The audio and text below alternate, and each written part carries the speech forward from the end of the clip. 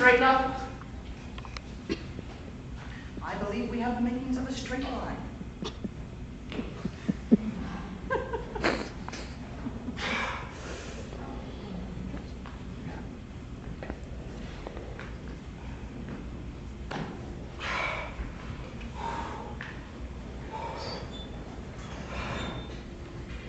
Mr. Lewis, do you know what this is?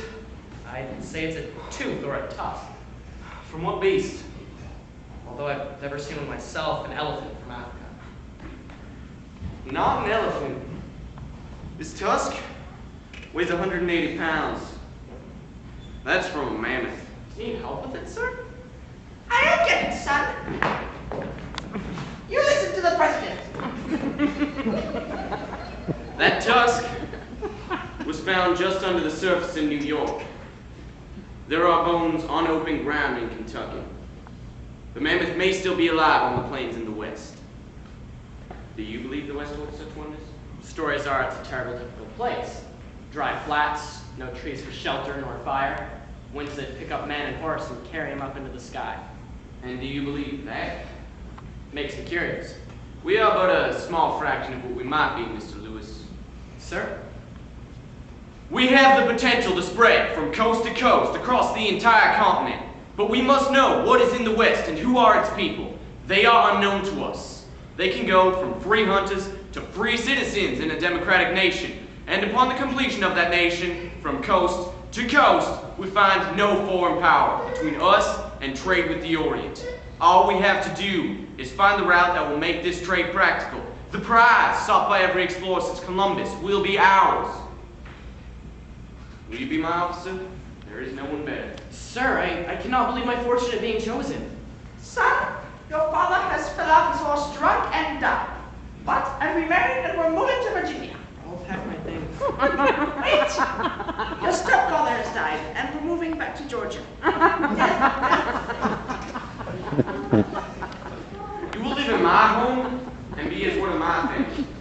In the meantime, you will study in biology, botany, languages, medicine. The finest minds of our age will prepare you. I'm handing you our future. I promise I will not fail you, sir. Of course you will. You get an education, son. I never had 11. I send you to Dr. Benjamin Rush.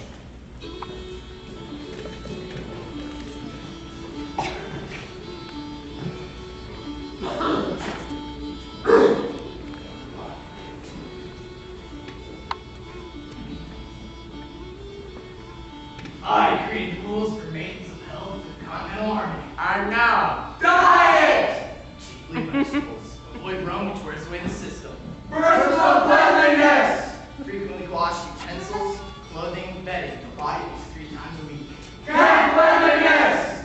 The camp must be kept clean. Latrines dug deep, penalties levied for men leaving themselves in the living area. Lastly, Idleness! idleness causes morbidity in the brain. You'll find fevers. What causes fevers? The excessive morbid action of blood vessels. Nature has given us the leading modalities of Purging, vomiting, sweating, blistering, and bleeding to cleanse the body of morbidity. At times when these modalities can be simulated, this pill will be the strongest weapon in your weapon. It can call this due to their immediate efficacy and purging power. Remember, never bleed out more than 4/5 of a patient's blood at one time. How much is 4/5?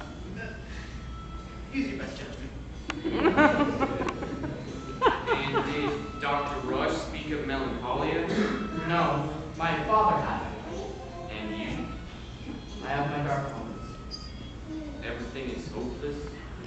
Your insignificance is monumental. I feel that way often. You? Yes. Idleness is the disease.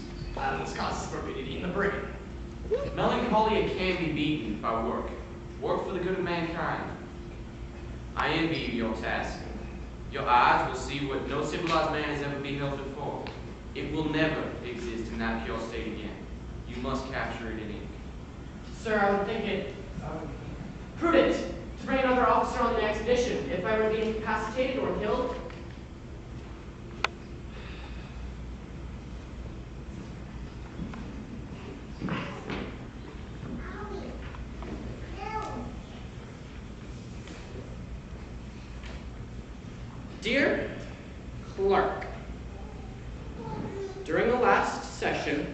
Congress passed an act initiating the exploration of the interior of the continent of North America. The mission is to establish friendly relations with the Indians that inhabit this area and to gather scientific information. If there is any way which I could entice you to join me on this expedition, there is no man with which I would rather be joined with as yourself. Your friend and humble servant, Meriwether Lewis.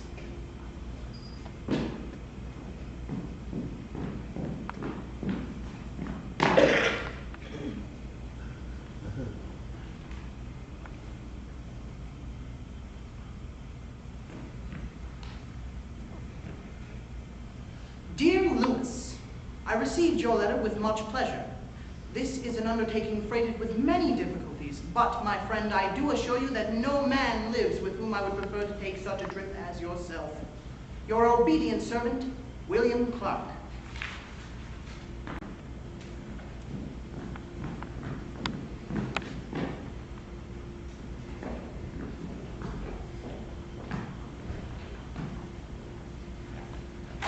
Why don't we stop moving?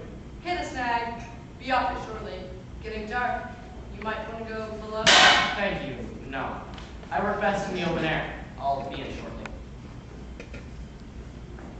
Did you get it?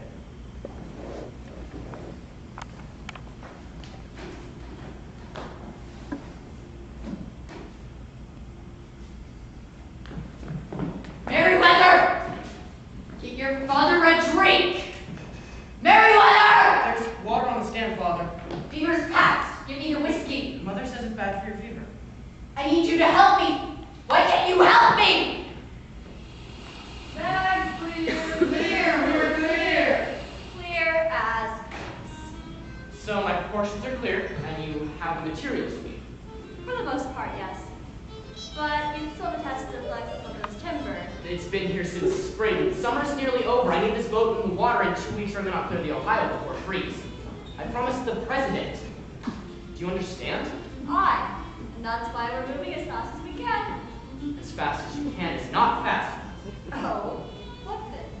Maybe you should get someone else? I want to blast his brains across the boatyard. I feel so helpless. You are helpless. You'll let the his happy pull you down. You must drive him to action with your passion for the work. Make him wish you were down the river on that boat. You're right.